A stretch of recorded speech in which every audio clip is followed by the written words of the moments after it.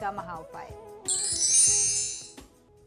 जी बिल्कुल, आज का महा उपाय बहुत ही विशेष है। आज के महा उपाय में मैं आपको जो वास्तु उपाय बताने जा रहा हूं, यदि आप इसे अपनाते हैं तो निश्चित तौर पर कहा जा सकता है इन वास्तु उपायों को अपना करके आपके घर में कभी भी धन और धान्य की कमी नहीं होगी, यानी अन्न और धन का भंडार हमेशा भरा रहेगा।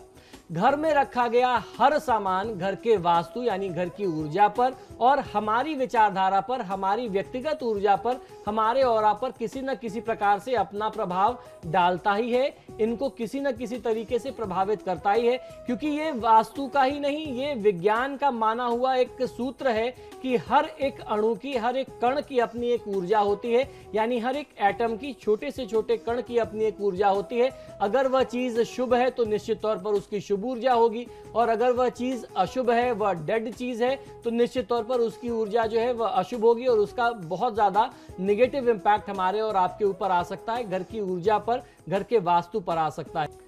सामान्य तौर पर शुभ दिशा जो है वह उत्तर दिशा है। ईशान कोण ऊर्जा का बेहतर क्षेत्र है। यह स्थान खुले निर्माण हेतु होना चाहिए। खुला यहाँ पर आप निर्माण करें, यहाँ कोई बहुत भारी कंस्ट्रक्शन ना हो, खुला खुला सा होना चाहिए, या अपेक्षाकृत कम निर्माण करें या निर्माण रहित क्षेत्र हो तो ज्यादा अच्छा होता है। साफ सुथरा होना चाहिए, क्योंकि यहाँ से प्रवाहित होने वाली ऊर्जा पूरे घर को ऊर्जामय रखती है, पूरे घर को जो है वह एनर्जाइज रखती है।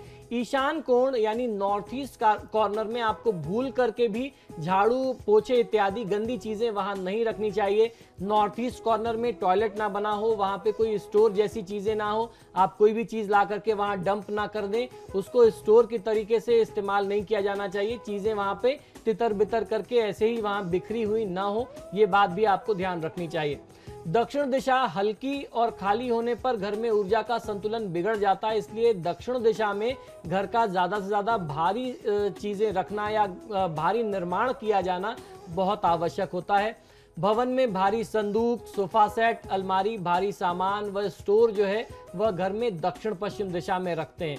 पलंग का किनारा यानी सिरहाना जो है वह सिर हमेशा दक्षिण दिशा में करें। ऊर्जा संतुलन के लिए यह आवश्यक है कि घर के धरातल का ढलान जो है उत्तर पूर्व या ईशान की तरफ हो तो बहुत अच्छा होता है। अगर आप घर की स्लोप जो है नॉर्थ ईस्ट कॉर्नर में बनाते हैं, नॉर्थ या ईस्ट की तरफ बनाते हैं, तो निश्चित तौर पर इसके आपको बहुत अच्छे लाभ मिलते हैं।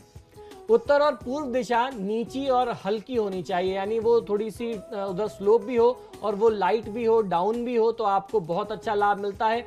और इन दिशा को खुला रखने से सूर्य का प्रकाश पूर्व से पश्चिम की तरफ जाता है और चुंबकीय धाराएं जो हैं उत्तर से दक्षिण की तरफ बहती हैं, वह बिना किसी बाधा के बहती रहती हैं। अगर आप इनको खुला और हल्का रखते हैं तो इससे आपके घर में एनर्जी का बैलेंस जो है वो बहुत अच्छा बनता है। इससे धन धान्य की कमी कभी भी नहीं होती, आपको पॉजिटिविटी हमेशा मिलती रहती है।